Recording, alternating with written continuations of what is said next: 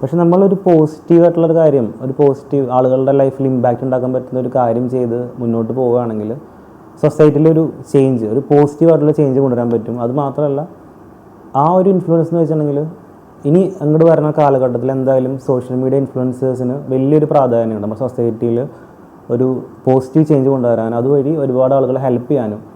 ഇപ്പോൾ ഞാൻ ഓരോരുത്തർക്ക് കുറേ നീഷ് ഉണ്ടല്ലോ. അപ്പോൾ എൻ്റെ നീഷ് പോലെ തന്നെ എൻ്റെ സോഷ്യലായിട്ടുള്ള കാര്യങ്ങൾ പറയുന്നു, എന്നാൽ വേറെ കുറേ ആളുകൾ ഇപ്പോൾ സൈക്കോളജി പരമായിട്ടുള്ള വീഡിയോസ് ചെയ്യുന്ന കുറേ ആളുകളൊക്കെ ഉണ്ട്. അവർക്കൊക്കെ ഒരുപാട് മെൻ്റൽ സപ്പോർട്ട് കൊടുക്കാൻ പറ്റുന്നുണ്ട് പല ആളുകൾക്കും.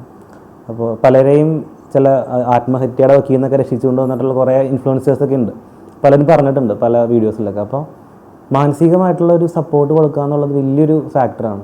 അത്തരത്തിൽ ഒരുപാട് പോസിറ്റീവ് വീഡിയോസ് പറയുന്ന, ഒരുപാട് നന്മയുള്ള കുറേ വീഡിയോസൊക്കെ പറയുന്ന, അതിനെ പറഞ്ഞ മാതിരി കുറേ ആളുകൾ നന്മമാരെന്നൊക്കെ പറഞ്ഞ് ഇതാക്കും, കളിയാക്കും. പക്ഷേ സ്റ്റിൽ അത് സൊസൈറ്റിയെ സംബന്ധിച്ച് ഒരു അസറ്റാണ് അവരൊക്കെ.